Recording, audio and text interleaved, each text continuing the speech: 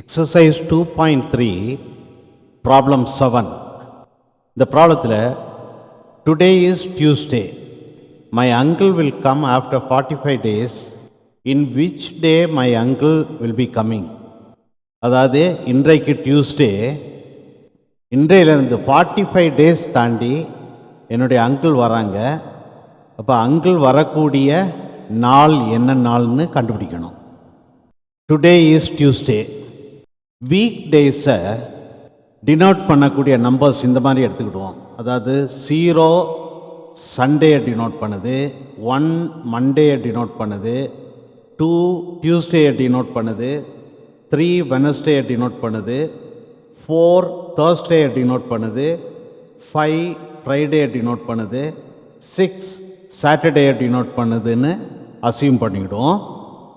அடுத்து நம்ம கண்டுபிடிக்க வேண்டியது டியூஸ்டேலேருந்து 45 டேஸ் தாண்டி என்ன நாள்னு கண்டுபிடிக்கணும்.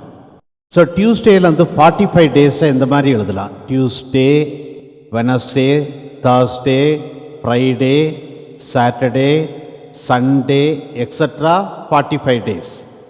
ஸோ டியூஸ்டேயில் ஸ்டார்ட் பண்ணி 45 டேஸை இப்படி எழுதுகிறேன். Tuesday, Wednesday, Thursday, Friday, Saturday, Sunday extra. டியூஸ்டேலேருந்து சாட்டர்டே வர 5 டேஸ். அப்போ மொத்தம் 45 டேஸில் இந்த 5 டேஸை சப்ட்ராக்ட் பண்ணோன்னா சண்டேலேருந்து remaining days 40 days. 45 minus 5 equal to 40 days. So சண்டேயில் ஸ்டார்ட் பண்ணி ரிமைனிங் டேஸ் 40 டேஸ். இந்த ரிமைனிங் 40 டேஸ் சண்டேயில் ஸ்டார்ட் பண்ணுது. ஒரு வீக்கில் 7 டேஸ்னு நமக்கு தெரியும். ஸோ இந்த 40 டேஸை 7ஆல் டிவைட் பண்ணுறேன். 40 காங்க்ருவன்ட் டு 7 mod 40. ஸோ 40 எப்படி எழுதலாம்? 40 congruent to 7 into 5 plus remainder 5. So required days இந்த remainder 5. So the remainder 5 denotes the required day.